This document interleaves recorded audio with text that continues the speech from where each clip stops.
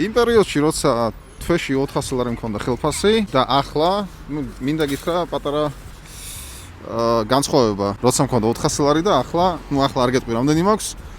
მაინც ბევრი ვერ მიჯერებს, ამიტომაც არ მინდა აქ კონფლიქტები და რაღაცეები. როცა 400 ლარი მქონდა, სულ წარმოვიდგენდი იმისთვის, რომ წარმატებული ყოფილიყავი, უნდა მქონოდა რამდენიმე საქმე.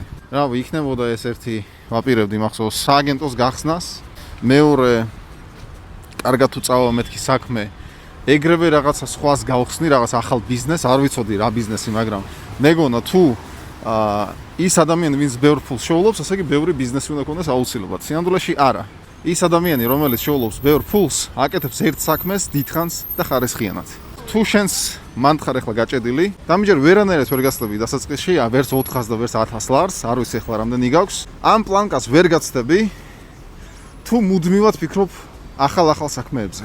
მოკიდე ერთ საქმეს ხელი, განავითარე, მიიყვანე მაქსიმალურად ექსპერტულ დონემდე და მხოლოდ მერე შეგიძლია რაღაცნაირად კიდე წამოიწყო ახალი საქმე, მაგრამ არ ვიცი, ისევ ჯობია ინვესტიციები დაიწყო, ვიდრე ახალ აქტიურ ბიზნესს მოკიდო ხელი. ერთი აქტიური ბიზნესი გაიყვანე მასშტაბზე და მასშტაბი იზღუდება მხოლოდ შენი აზროვნებით. ამიტომაც ერთი ბიზნესის კი საკმარისია, რომ გახდე მულტიმილიონერი. მოკიდე ერთ საქმეს ხელი და მიიყვანე მაქსიმუმამდე. აი ეს რჩევა იქნებოდა საუკეთესო, რომ მომესმინა მაშინ, როცა მქონდა თვეში სულ რაღაც 400 ლარი.